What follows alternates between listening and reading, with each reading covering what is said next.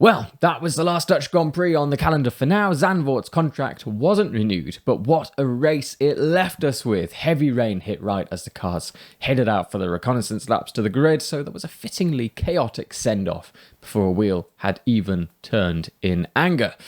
It was raining for about 20 minutes before lights out, everyone scrambling for wet tyres, but by the time the sun came back out for the podium, the track was entirely dry, but not without taking its victims. Norris took pole, but this had been shaping up as a Mercedes and Ferrari weekend all along, as Mercedes actually took the biggest haul of points across the Saturday and Sunday. Russell won Saturday's sprint. Ferrari brought the biggest upgrade of any of the top four teams to Zandvoort, 5 changes, mostly floor, diffuser and beam wing, specifically to close the gap to Mercedes. Mercedes, by contrast, brought just one small change. McLaren's own update, a third turning vane on the rear wing end plate, was a small but big upgrade. By the end, it was Norris again, back-to-back wins, but not necessarily because McLaren had the fastest car all day. This ended up being quite a strategic race. Ferrari and Mercedes had team order stuff going on, but Norris earned the win in every way. Right, shall we start at the beginning? Rain arrived right as the field went out for the lap to the grid, the first time this generation of car had properly had to deal with wet conditions in a race, aside from a few spots as the checkered flag fell on Saturday's sprint. Lawson caught a snap of oversteer and went straight through the gravel on his reconnaissance lap. The downpour eased with about 25 minutes to go, and the track dried enough for everyone to start on slicks, though it did stay damp in certain places. So the FIA sent the field around for one lap before the safety car first, to help clear the standing water before the standing start. Grid tyre mix, the top four, Norris, Russell, Antonelli, Piastri, plus Gasly, Colapinto and Ocon, they all started on medium tyres. Hamilton was the first of the front runners to start on softs in an attempt to get some track position. Maybe a few damp areas would help those tyres as well to stay under the operating temperature, but most of the rest of the field followed him there. Bottas and Perez were the only ones on hards. Lights out. Norris led, Antonelli got the jump on Russell into second, Leclerc fourth ahead of Piastri and Hamilton, who had a bit of contact with Verstappen. Verstappen also rubbed wheels with stand-in teammate Lawson, then lost the rear at turn 14, the banked final corner. He clipped the white line and grass on the inside and went straight into the wall. Red flag at the start of lap 2. Verstappen confirmed he was fine on the radio, but it was a sad end to his last home race. Bortoletto spun through the same corner but kept it out of the wall, miraculously. Lindblad and Colapinto were both handed drive-through penalties for overtaking under yellow flags at the same turn during the neutralisation.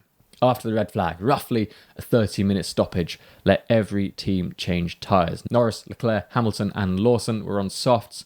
Both Mercedes went on to mediums and Piastri went on to hards. It was quite a big reset. Getting going again wasn't simple either. A red light at the end of the pit lane held up Stroll, both Cadillacs unsigns.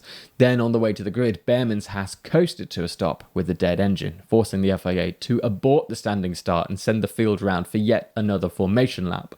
Bortoletto and Behrman were both referred to the stewards after the race for leaving the pit exit under a red light. Third time out, the race actually got going. Antonelli beat Norris into turn 1 this time. Piastri got up third ahead of Russell, who had Leclerc and Hamilton for company straight away. At this point, it felt like it was going to be a little processional, but this is where the strategy really started appearing. Ferrari and Mercedes, especially, had their own strategy issues going on, as you'd expect.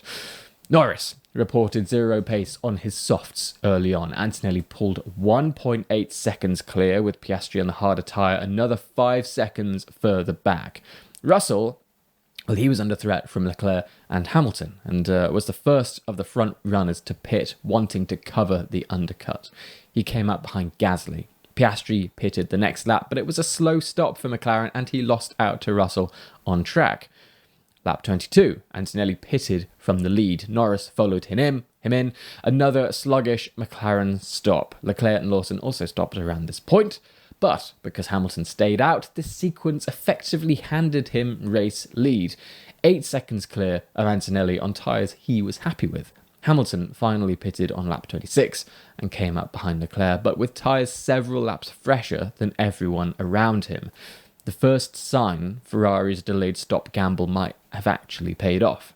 Leclerc went around the outside of Piastri at turn 3 on lap 34 to reclaim track position.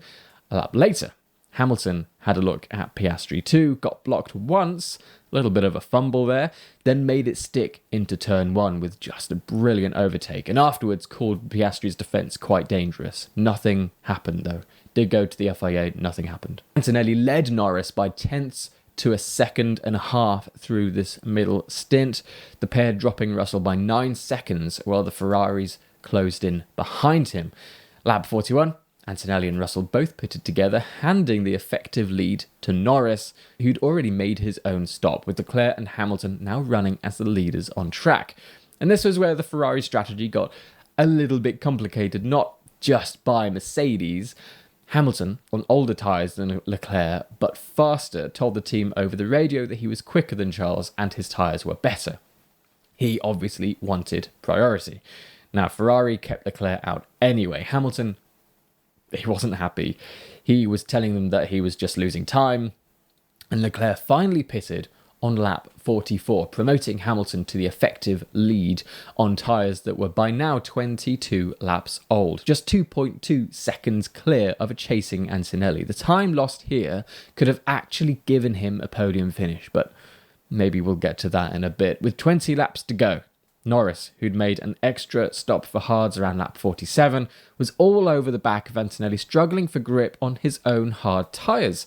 Norris swooped around the outside in a brilliant overtake for the net lead, then dispatched Hamilton 2 corners later. Antonelli went past Hamilton as well.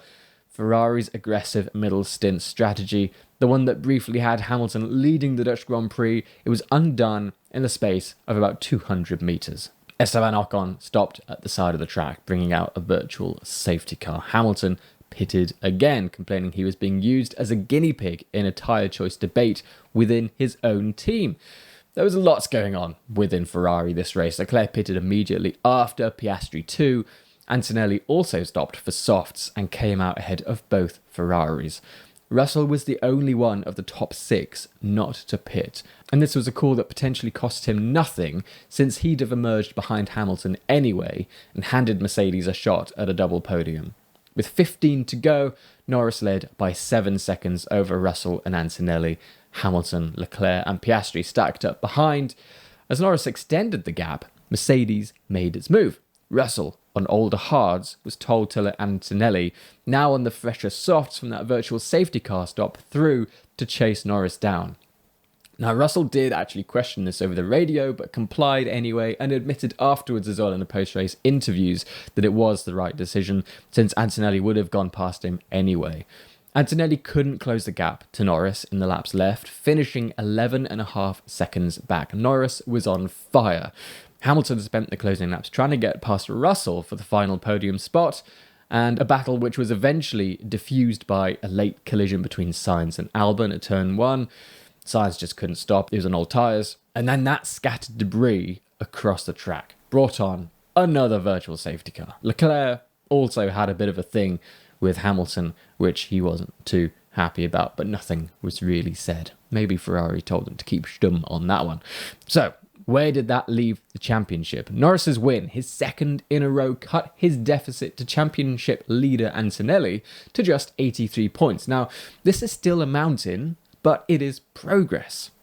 Antonelli's own margin over Russell was back out to 59 points after Saturday's sprint had trimmed it down a little bit, and Russell moved ahead of Hamilton into second in the driver standings. The two now level on points, but George has more race wins, and Norris climbed over Leclerc into fourth in the standings. Norris is now potentially going for that title fight.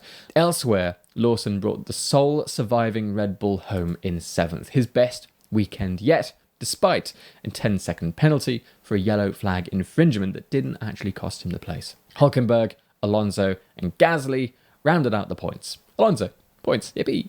So, that was the last Dutch Grand Prix, for now at least, and it was fantastic. A properly emotional way for Zandvoort to bow out. Home hero goes on lap 1, a false start, and two of the sport's biggest teams out-strategized by the one team that played a very patient game.